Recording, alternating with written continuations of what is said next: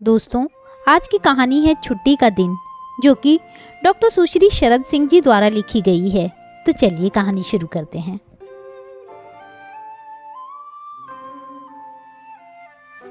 बचपन की यही फांस तुषार के मन में कुछ इस तरह चुभी कि शायद उसने बचपन से ही प्रण कर लिया था कि बड़ा होकर वह अपने बच्चों की इच्छाओं की अवहेलना नहीं करेगा, फिर चाहे उसे छुट्टी के दिन घर में रहकर आराम करने को मिले या ना मिले।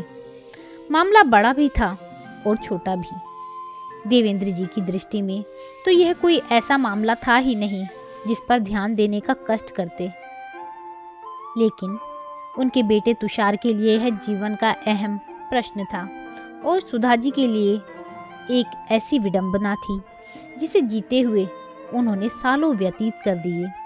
वे पिछले कई सप्ताह से महसूस कर रही थी कि जब से उनके पति देवेंद्र जी नौकरी से रिटायर हुए हैं, तब से घर का माहौल उखड़ा उखड़ा सा रहता है।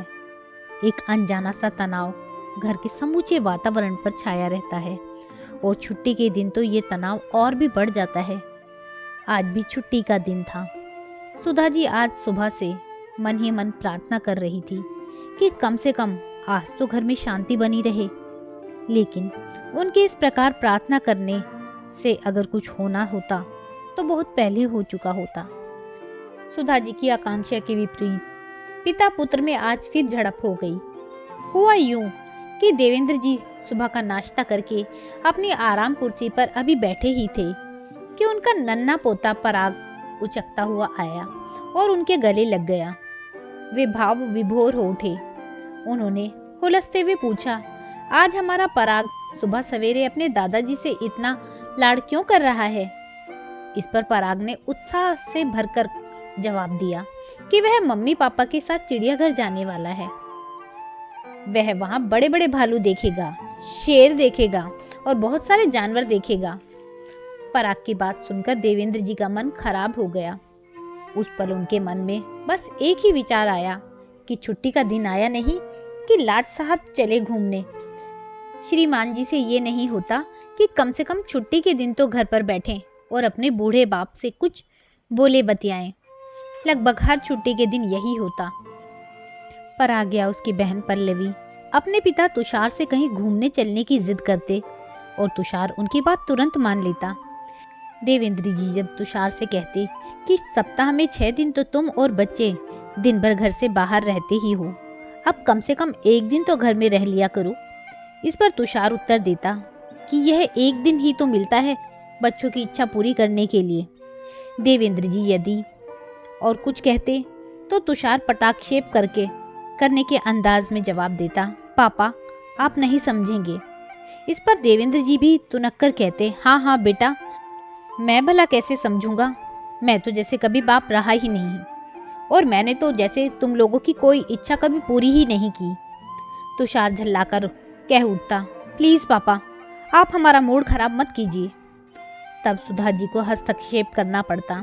वे देवेंद्र जी को समझाती कि यदि तुषार अपने बच्चों को घुमाना फिराना चाहता है तो वे क्यों परेशान होते हैं, लेकिन कुनमुनाते हुए वे कह उठते कि अब तुषार के लिए अपने बीवी बच्चे ही सब कुछ हो गए और ये बूढ़ा बाप कुछ भी नहीं रहा। उनका यह कटाक्ष सुनकर सुधा जी की इच्छा होती कि वे उन्हें याद दिलाएं कि किसी समय उनके लिए छुट्टी के दिन का आराम ही सब कुछ होता था और बच्चों की इच्छाएं कोई अहमियत नहीं रखती थी। जब कभी तुषार, तनय या तन्वी उनसे कहीं घूमने चलने का आग्रह करते तो वे बिगड़ कर कहते कि ये एक ही दिन तो मिलता है आराम करने के लिए, मैं कहीं नहीं जाऊंगा। यदि तुम लोगों को जाना ही है तो अपनी माँ के साथ चले जाओ। सवाल एक दिन की छुट्टी का नहीं रहता, 2-3 दिन की छुट्टियों में भी उनका यही बहाना रहता। देवेंद्र जी को कभी इस बात का ख्याल नहीं आता कि वे ज़रूर दफ्तर के कारण सप्ताह में 6 दिन घर से बाहर रहते हैं, लेकिन सुधा जी को तो यही 6 दिन घर में कैद रहकर बिताने पड़ते हैं। ज़्यादा होता तो वे सुधा जी से कह देते, अकेली घूम आया करो। अकेले घूमना तो पुरुष भी पसंद नहीं करते, फिर पागलों जैसी वे अकेली कहाँ घूमती। जब तक तीनों बच्चे स्कूल जाने लायक नहीं हुए तब तक सुधा जी और बच्चे छुट्टियों में घर पर ही रहते थे। जब बच्चों ने स्कूल जाना शुरू किया और उन्हें जब अपने सहपाठियों से विभिन्न स्थानों के बारे में रोचक बातें सुनने को मिलती तो उनका मन भी ऐसे स्थानों पर जाने के लिए उत्सुक हो उठता। सुधा भी सोचती कि बाहर नहीं तो कम से कम शहर और उनके आसपास के दर्शनीय स्थल तो बच्चों को दिखाए ही जा सकते हैं, किंतु देवेंद्र जी के पास वही एक उत्तर रहता कि मैं अपनी छुट्टी खराब नहीं कर सकता, तुम लोगों को जाना है तो जाओ। देवेंद्र जी की बातें सुनकर तुषार सहित तीनों बच्चे उदास हो जाते।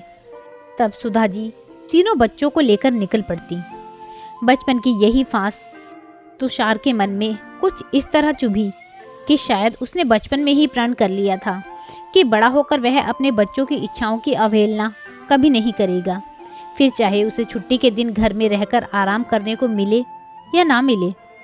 माँ ने भले ही साथ दिया, लेकिन छुट्टियों में घूमते फिरते समय अपने पिता की अनुपस्थिति उसके दिल को हमेशा खलती रही। आज यह बात उसने देवेंद्र जी से लगभग कह डाली, तभी से वे बहुत उदास थे। सुधा जी तुषार के मन की इस फांस को जानती थी, किंतु उन्हें लगता कि वे इस बारे में देवेंद्र जी से कुछ बोलेंगी तो उन्हें बुरा लग जाएगा।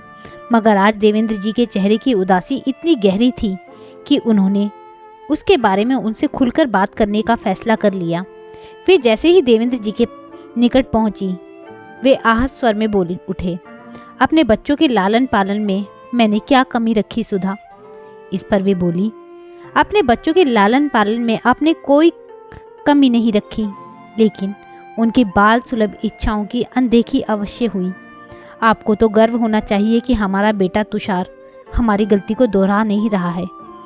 देवेंद्र जी एक पल को चुप रहे, फिर उन्होंने सुधा जी की बात स्वीकार करते हुए कहा कि तुम ठीक कहती हो, लेकिन ये गलती हम दोनों की नहीं, सिर्फ मेरी थी, और आज मुझे अपनी इस गलती का एहसास हो रहा है, जिसने मुझे आज अकेलेपन के दरवाजे पर लाकर खड़ा कर दिया है।